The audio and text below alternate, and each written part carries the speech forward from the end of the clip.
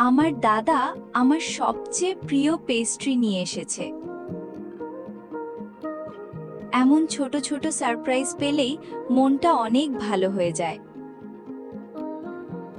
উপহারের দাম না, দাদার ভালোবাসাটাই আমার কাছে সবচেয়ে বড়।